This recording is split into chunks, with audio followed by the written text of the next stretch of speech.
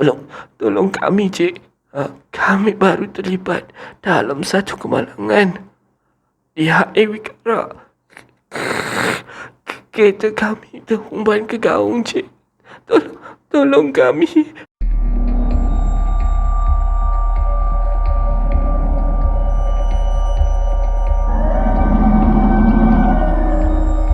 Baiklah, Assalamualaikum warahmatullahi wabarakatuh. Selamat datang ke channel Kisah Seram Malaysia. Dan semua kisah-kisah yang saya akan ceritakan kat sini pada hari ini, anggaplah sebagai satu hiburan saja dan tak ada kena-mengena dengan yang hidup ataupun yang dah pun meninggal dunia.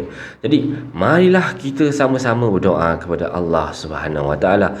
Semoga Allah panjangkan umur, murahkan rezeki, berikan kesihatan yang baik untuk kita semua dan permudahkan segala urusan kita di dunia dan di akhirat. Dan semoga Allah memberikan syurga buat mak dan ayah kita. Amin, amin, ya rabbal alamin. Jadi, tanpa membuang masa, jadi marilah kita terus ke video yang pertama pula untuk hari ini dengan lafaz Bismillahirrahmanirrahim. Jadi, mari kita mulakan.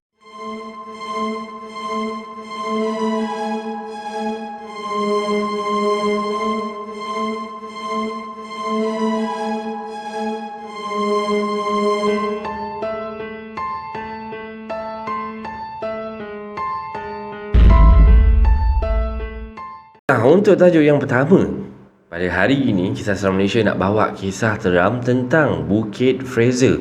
Siapa di antara kita pernah pergi ke Bukit Fraser? Pergi jalan-jalan ke tempat tu memang best. Tempat dia sejuk sangat. Dah macam rasa ala-ala dekat Perancis lah konon-kononnya kan. Agaknya lah. Saya pernah pergi sekali. Tapi jalan dia agak creepy Jalan dia kecil je. Kalau lalu jalan tu malam macam mana lah agaknya rupa dia. Baiklah, saya mulakan dengan cerita dia Yang pertama ni. Setiap tahun saya bersama keluarga besar saya ni akan mengadakan percutian bersama-sama. Jadi bolehlah dikatakan percutian kami ni biasanya dia adakan di kawasan peranginan. Seperti pantai ke, dekat macam apa, kawasan peranginan sejuk punya tempat ke, macam tu lah lebih kurang. Namun pada September 2016 kami telah membuat satu keputusan untuk pergi bercuti 3 hari 2 malam di Bukit Fraser. Kan? Alasannya kenapa sebab Pak Usu saya waktu tu dapat rumah ataupun hotel ataupun banglo ni secara percuma tau. Nama tempat peranginan yang Pak Usu dapat ni tak boleh lah saya sebut kan. Orang kata nanti menjejaskan bisnes orang kan tak baik. Begitulah lebih kurangnya. Jadi cukuplah saya beritahu bahawa banglo di resort tu dipenuhi dengan pokok pine. Boleh teka tak kat mana? Mungkinlah mana yang biasa main atau biasa pergi sana tu boleh teka rasanya ni kan. Tibanya hari yang dinanti tu, segala persiapan pun kita orang dah siap lah. Dah kemas tu dah siap kemas semua sudah pun dah diatur. Dan dalam konvoi kita orang ni 2 buah kereta yang mengikuti. Dan kereta ni pun okey, bila dah start kita orang semua dah settle pun berjalan lah mendaki likuan berliku menuju ke Bukit Fraser pada hari itu. Dan yang mengikut pada orang kata kita orang punya trip kali ni 11 orang semuanya tau. Saya dan isteri yang mengandung anak sulung waktu tu bersama pak cik serta 2 buah anak. 2 buah anak, bukan 2 buah anak, 2 anak buah. Dah terbalik pula pergi dia kan. Terpaksa menangguhkan perjalanan waktu tu kerana ada urusan kerja lah yang tidak dapat dielak. Ni kami bergerak ke Bukit Fraser waktu tu pada hari Sabtu jam 6 petang lah daripada Taman Medan Petaling Jaya gitu. Setibanya di Pekan Kuala Kubu Baru waktu tu, jam menunjukkan hampir pukul 7 macam tu. Jadi kami ambil keputusan untuk bergerak selepas selesai solat maghrib kat masjid lah. Jadi selesai semua dah solat, semua dah ada orang kata dah cukup rehat, dah nak mulakan perjalanan. Kami pun menyambung kembali perjalanan kami lah. Tak terlupa juga sebab makcik yang ada dekat Fraser dah sampai dulu kat Fraser sana. Dia pesan nanti suruh beli sarapan untuk beli barang untuk sarapan pagi esok kata dia. Sebab kedai yang ada dekat Bukit Fraser ni nanti semua dah tutup. Jadinya kita pun dah siap beli barang apa yang makcik pesan semua. Barulah mula ke perjalanan kan. Dan dalam sepanjang perjalanan tu saya lalui waktu tu memang amat-amat menyeramkan tau. Maklumlah, waktu ni adalah pertama kali naik. Ditambah pula, waktu naik tu, time malam, ya, pukul 7. Kalau saya pun, kalau ngikut pengalaman saya dulu yang saya naik Bukit Fraser tu, seram weh, tak sanggup saya nak lalu malam situ kan. Dah lah waktu tu gelap kata dia kan. Dan hutan tebal serta berkabus kat sana. Dan waktu tu saya tak berapa risau sangat. Sebab pakcik saya ni banyak kali dah naik Bukit Fraser sebab bawa rombongan guna bas. Maksudnya pakcik dia tu expert lah. Jadi selok belok dekat situ ni, pakcik saya ni memang fasih, memang expert, hustler lah orang kata kan, terror lah sangat kan. Jadi setibanya di puncak, kami hanya berpandukan kepada Waze saja yang dikirimkan oleh keluarga kami, yang mana diorang dah sampai kat banglo tu. Jadi jalan dia ni cukup mencabar tau. Dan untuk nak mencari jalan ke hotel ataupun tempat banglo yang kita orang duduk ni, ataupun tempat yang kita dapat ni, sangat-sangat mencabar. Sebab line internet waktu tu memanglah teruk sangat kata dia. Sebab digunakan line internet Celcom. Tak pastilah saya teruk ke tak teruk Sebab dia kata line dekat atas ada, kalau gunakan Celcom memang tak kuat. Dan sebelum jumpa banglo tersebut, makcik sempat berpesan, jangan terkejut kalau sampai, kata makcik gitulah. Dan sungguh saya terkejut. Bini saya dan pakcik saya waktu tu pun fikir benda yang sama tau. Sebab tempatnya tu sunyi sepi, gelap dan hanya unggas yang kedengaran. Akhirnya kami pun sampailah ke banglo tu hampir jam 9 malam baru kita orang sampai tau. Jadi sampai saja, kita orang pun terus masuklah bagi salam semua kan. Kita orang masuk, makanan malam memang sudah pun tersedia. Apa lagi kata dia, ngap je lah kan. Waktu tu perut pun dah lapar sangat. Dan sebelum saya teruskan biar saya gambarkan keadaan dalam rumah tu. Rumah tu ada 3 bilik. Bilik utama dekat atas, luasnya boleh bergusti Royal Rumble kat dalam tu. Memang besar sangat. 2 lagi bilik di bahagian bawah tau. Dan dapur yang mempunyai pintu. Jadi balkoni dia pun cukup besar. Sesuai nak buat barbecue pun boleh kat situ. Dan ada satu tangga kayu menghubungkan bilik utama dengan ruang tamu.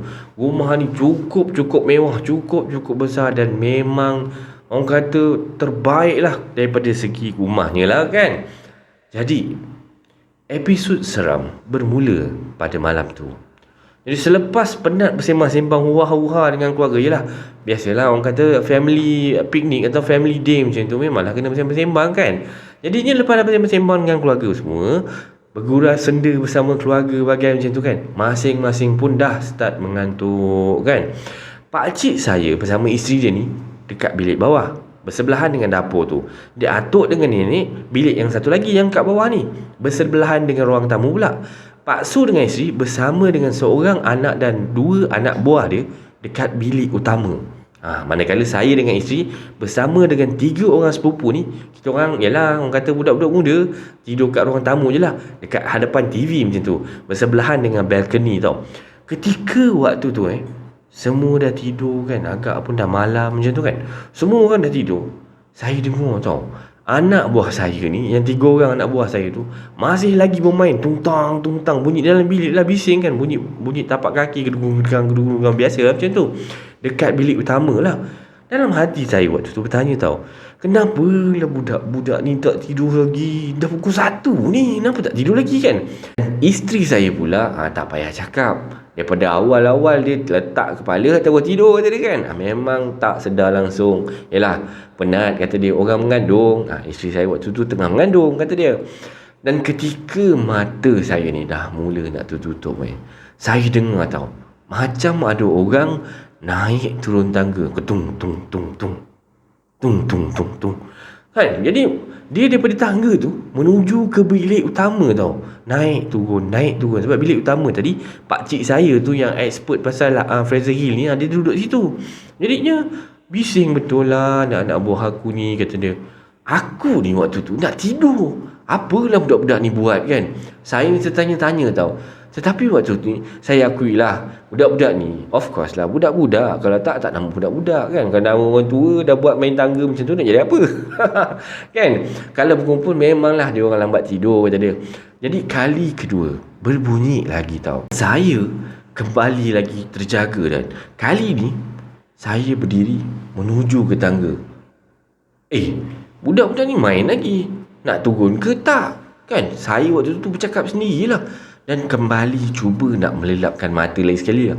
Dan sekali lagi bunyi orang turun naik daripada tangga yang sama. Dan kali ni bunyi dia ni cukup berbeza daripada bunyi yang tadi. Sebab kali ni bukan lagi bunyi tapak kaki kanak-kanak, tapi kali ni bunyi tapak kaki tu bunyi tapak kaki orang dewasa. Gong gong gong. Bunyi dia besar lah macam tu kan. Dan waktu tu saya dah mula rasa paiseh dah ni kan. Dah panas hati waktu tu. Saya bangun lagi sekali. Saya pergilah kat tangga tu. Dan saya perhatikan daripada bawah, tengok ke atas tu kan. Saya perhatikan je pintu bilik utama atau pintu bilik yang pakcik saya tinggal atau duduk situ tertutup rapat guys. Maksudnya tak ada orang lah kat luar yang nak main tangga naik turun tadi kan. Jadi waktu tu saya andaikan lah anak buah ni dah tak main dekat tangga mungkin. Dan sebab tu tak ada lagi kedengaran suara budak-budak ni bergurau-gurau senda macam tu kan. Jadi saya ni pun kembalilah untuk nak tertidur balik semula tadi, untuk nak lelap tadi kan. Dan kali lain pula yang terjadi tau. Pintu dapur yang hanya 5 meter saja daripada tempat saya tidur ni tiba-tiba terbuka. Waktu saya kembali, astagfirullahalazim, apa lagi? Saya tengok pintu dapur terbuka tau. Dan saya ingatkan waktu tu ada orang nak ada kat dapur. Bila dia intai-intai, saya tengok. Tak ada sesiapa. Siapa pula yang buka pintu dapur ni kan? Jadi bayangkan dalam keadaan yang sunyi macam tu, pintu dapur dimain-main tau. Bunyi dia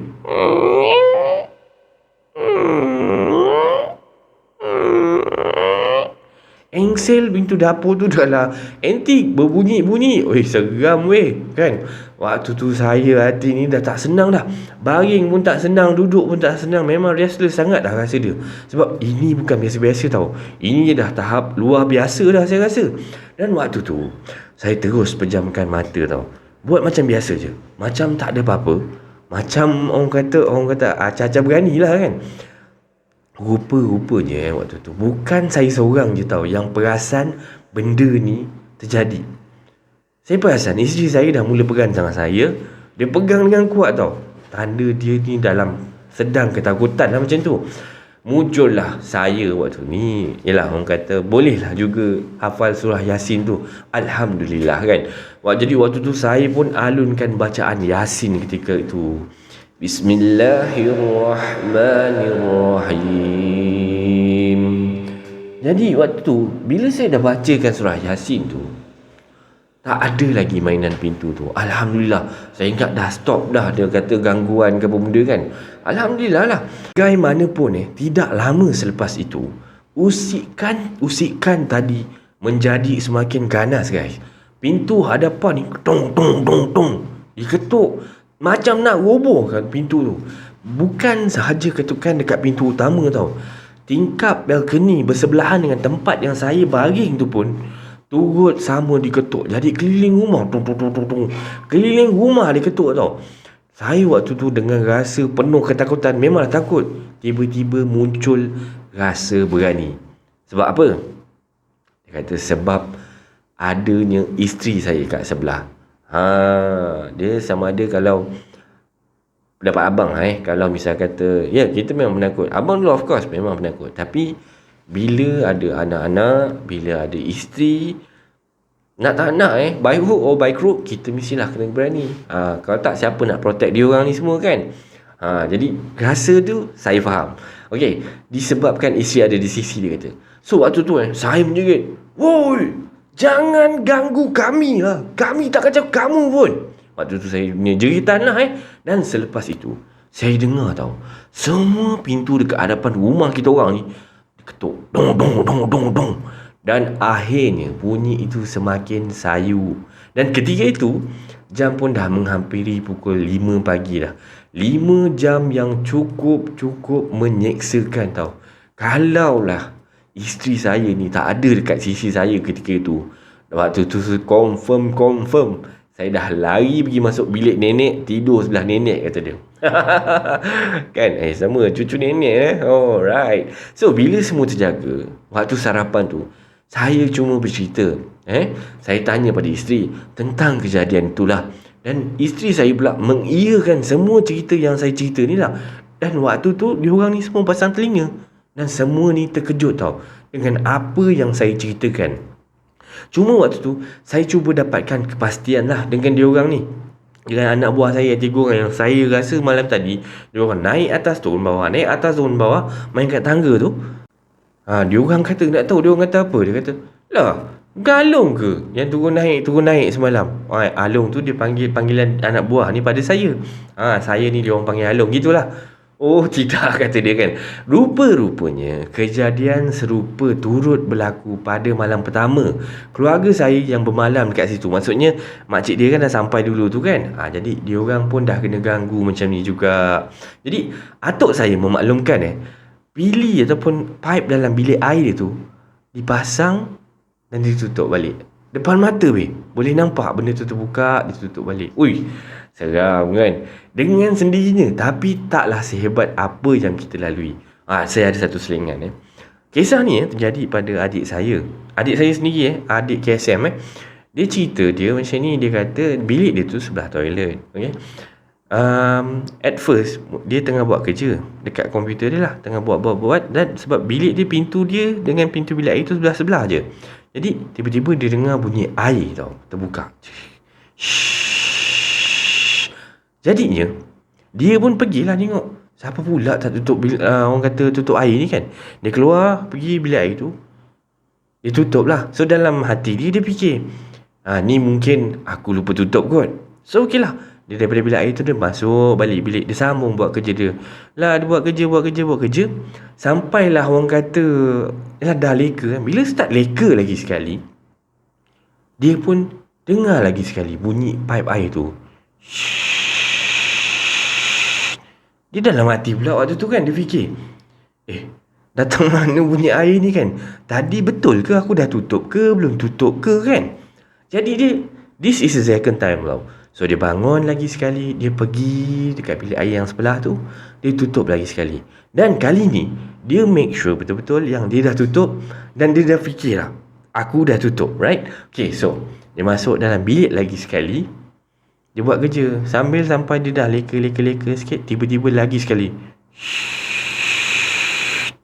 Dan kali ni baru dia sedar yang itu adalah gangguan. So dia tak pergi tutup lagi, dia terus tutup pintu, dia terus tidur. Jadinya kita sambung balik cerita tadi. Ini cerita saya dah. Okay, saya sambung yang cerita ni. Selepas jam 2 petang macam tu, saya pun mengambil kesempatan lah bertanyakan hal tersebut kepada tukang kebun yang bertugas sebagai penerima kunci kami ni. Kalau kita orang nak check out, kena bagikan kunci tu pada tukang kebun ni lah. Jadi tukang kebun tu hanya tersenyum saja dan tanpa memberikan jawapan yang saya cuba dapatkan. Lagi satu pelik, kenapa hanya saya dan isteri saya yang berdepan dengan situasi itu? Tidur mati ke sepupu saya ni kan? So, cukup. Ini adalah kali yang pertama dan yang terakhir, dan saya tidak akan lagi bercuti di Bukit Fraser. So, ini adalah kisah seram Malaysia yang pertama untuk kali ini. So, korang rasa macam mana? Okey tak cerita dia? Ramai tak yang antara kita dah pernah pergi Bukit Fraser ni kan? Saya rasa sebab kita ni rakyat Malaysia kan, kebanyakan dia of course lah, mestilah tak banyak, sekali dalam hidup tu mesti ada pergi. Jadi saya pun pernah pergi juga. Alhamdulillah tak ada apa-apa gangguan, dan na'udzubillah min zalik lah, minta jauh, janganlah ada sebarang gangguan. Jadi saya nak teruskan dengan kisah seram yang kedua. Jadi anda stay tune.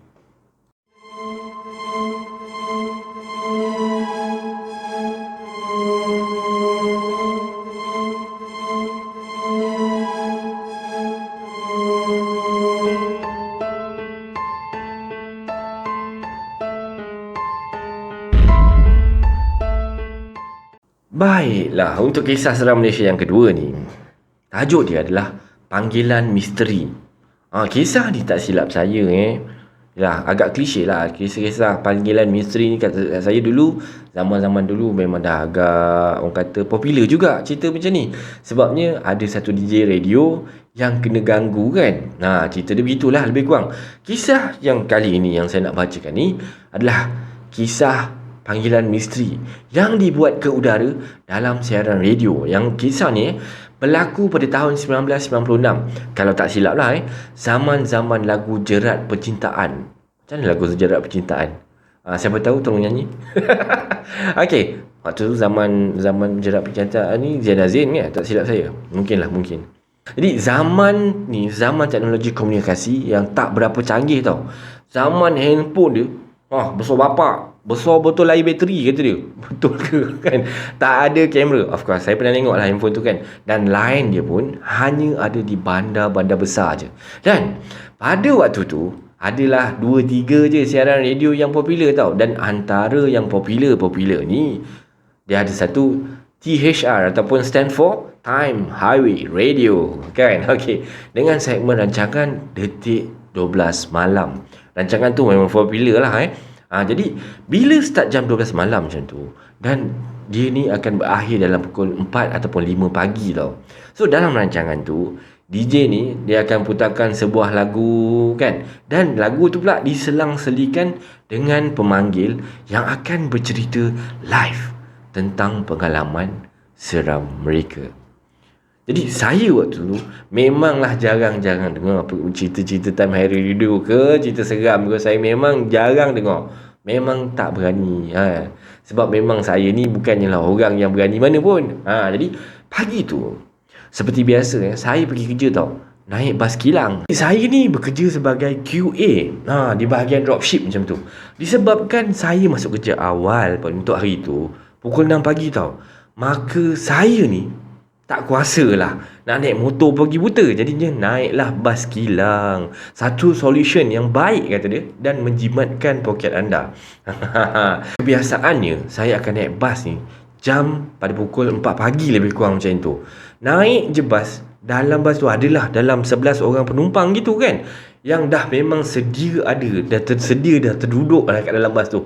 And saya pun ambil lah tempat duduk third last seat tau. Sebab saya nak tidur kan, jadi ambil dah seat yang belakang-belakang sikit. Dan maklumlah masa tu masih muda, dan trend je makcik je yang duduk depan ni kata dia. Jadi masa naik bas tu memanglah dah ada orang tengah cerita hantu. Cerita maksudnya dalam siaran radio gitulah kan.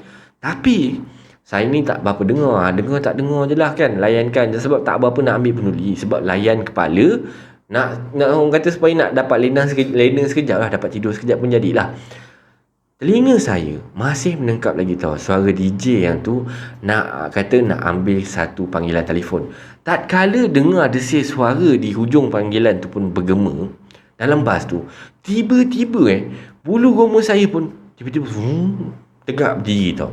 Sumpah. Kenapa? Sebab suara pemanggil itu seram sangat. Suara dia tu macam merintih, sayu macam tu, dan macam susah nak bercakap tau, macam orang dalam kesakitan ataupun dalam kesusahan lah gitu. Lebih kurang macam ni dia punya perbualan dia. Ni daripada DJ Detik 12 Malam. Ya, siapa di hujung talian? Mau kongsi kisah anda? Macam tu lah konon-kononnya DJ kan. So pemanggil yang misteri ni pula cakap, saya sorry, nama dia saya tak ingat lah, tapi dalam tu dia ada sebut nama penuh dia Saya bukan nak cerita, tapi saya nak minta pertolongan. Kata pemanggil tu lah Dan suara dia ni sangat mendayu-dayu tau, dan tersekat-sekat, seolah-olah berada dalam kesakitan tau waktu tu. Jadi talian juga macam lain tak apa clear, kejap suara hilang, kejap suara ada, macam tu lah Saya yang dengar suara tu waktu tu saya memang dah meremang dah. Melompat saya daripada tempat duduk yang duduk belakang tu, berlari semua, berkumpul duduk kat kursi depan tu, dekat-dekat dengan kursi driver. Dan bukan saya seorang tau, satu bas semua pergi ke depan. Driver pun waktu tu rasa macam curious jugalah. So dia kuatkan volume radio tu biar kita semua dapat dengar dengan jelas tau. Jadi waktu tu kita orang ni semua pasang telinga nak dengar apa. Yelah sebab dengan suara yang tak jelas, kan, kejap ada statik punya bunyi macam tu kan. Jadi kita orang semua macam cuba nak dengar lah apa yang pemanggil nak cakap. DJ radio cakap, ya cik, ini siaran radio cik. Lepas tu yang pemanggil tu, tolong kami cik, kami baru terlibat dalam satu kemalangan di Highway Karak. Kereta kami terhumban ke gaung cik. Tolong kami.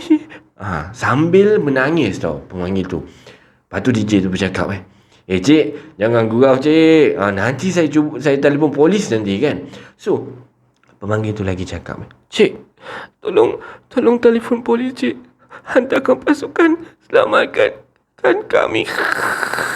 Dan DJ tersebut pun meneruskan perbualan tu dengan dia terus bercakap dengan pemanggil misteri tu sambil dia pun hubungi polis tau. Jadi pada perkiraan awal semua menyangka yang panggilan tu hanyalah panggilan prank ataupun panggilan gurauan tau, daripada pendengar-pendengar yang orang kata nak mengusik lah, pendengar-pendengar yang nakal dan yang nak menyakat. Tapi setelah rondaan yang dibuat oleh pihak keselamatan, didapati memang ada betul-betul kejadian yang terjadi dekat sana. Kami yang mendengar panggilan tu, yang berlanjutan lebih kurang hampir sejam, kami balik kerja jam 2 petang, membuka kembali siaran radio yang membuat liputan tentang kejadian tersebut. Dan beritanya macam ni, sebuah kereta telah terbabas ke dalam gaung dan semua penumpang dia mati. Dan tiada pun gadis di dalam kereta tu. Dan gadis tersebut dijumpai mati terpacak dekat tunggul pokok yang panjang, terpacak dekat perut dia. Menandakan gadis tadi tu mati on the spot tau. Jadi misteri dia kat sini, siapa pemanggil telefon tu? Macam mana dia dapat menghubungi siaran radio tu? Walhal pada zaman tu alat perhubungan tak secanggih sekarang, babe. Betul tak? Kan? Mana ada public phone waktu tu? Mana ada public phone dekat Highway Karak tu? Kalau ada pun, telefon kecemasan. Mana boleh call siaran radio? Macam-macam lagi persoalan. Tapi serius, nada suara dia memang sangat-sangat seram. Ini adalah kisah seram Malaysia yang terakhir untuk kali ini. So harap anda semua enjoy. Pernah tak korang dengar cerita yang saya cerita ni? Pernah kan? So tapi yang ini mungkin ada agak berlainan, jadi saya fikir mungkin baik juga untuk kongsikan. Okeylah, sebarang like, komen dan share daripada anda semua amat-amatlah dihargai. Terima kasih pada yang dah subscribe di channel ini dan yang masih belum tu. Bantulah saya dengan subscribe anda. Setiap subscribe daripada anda adalah ibarat satu semangat buat saya untuk terus berkarya. Bantulah saya untuk membuat banyak video-video yang baik, yang menarik untuk anda semua tonton, insya-Allah. Jadi yang baik itu datang daripada Allah Subhanahu Wa Taala dan yang buruk itu datang daripada kelemahan diri saya sendiri. Saya akhiri kisah seram Malaysia pada kali ini dengan lafaz Assalamualaikum warahmatullahi wabarakatuh.